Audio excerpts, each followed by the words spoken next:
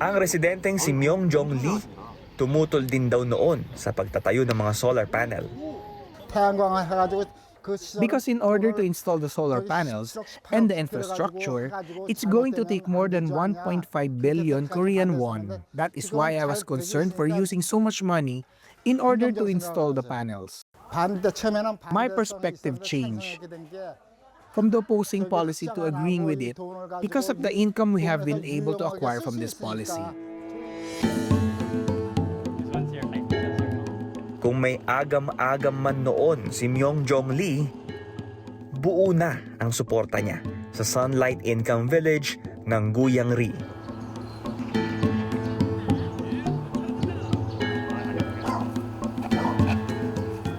Sa katunayan, may sarili rin siyang solar panels para sa personal na konsumo.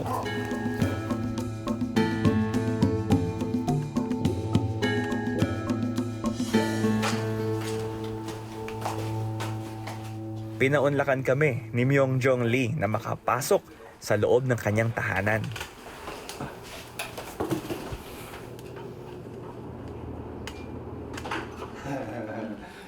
진짜 시골집 어르신 집에 온 거야.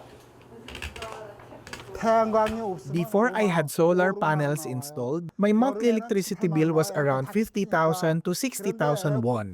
In the summer, it would go up to 70,000 or 80,000. 또 냉장고 와우. Double door refrigerator. Ang lakas kumain ng kuryente nito. Magkano kaya ang bill niya sa kuryente?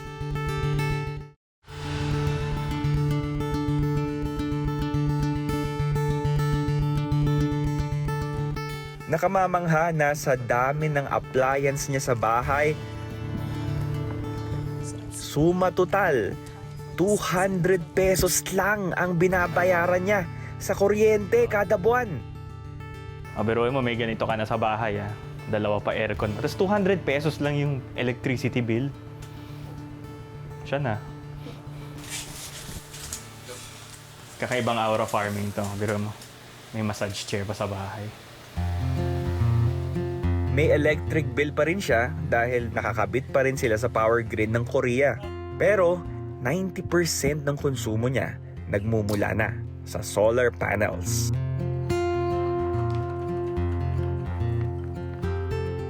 Mag-isa lang na nakatira si Myung Jong Lee sa kanyang tahanan. Nakahiwalay na ang kanyang dalawang anak. Pero masaya naman daw siya. Kapiling ang iba pang mga residente ng Guyangri. Pagsapit ng gabi, ang mga kuryente na ginagamit nila nagmumula naman sa mga solar battery na nakapag-imbak ng labis na enerhiya buong maghapon. Wais at praktikal pa rin ang paggamit ng solar energy hanggang sa kanilang pagtulog. 우선 바쁘신 와중에 이렇게 참석해 주셔서 대단히 감사하다는 말씀드리겠습니다. 특히 이제 Ang humigit kumulang na 120 na bilang ng populasyon 세 번째 이제 전차 회의 보고 balak paramihin ng pamunuan ng Guyangri. 그 전차 회의 4월 달 임원 회의에 대한 보고를 드리도록 하겠습니다.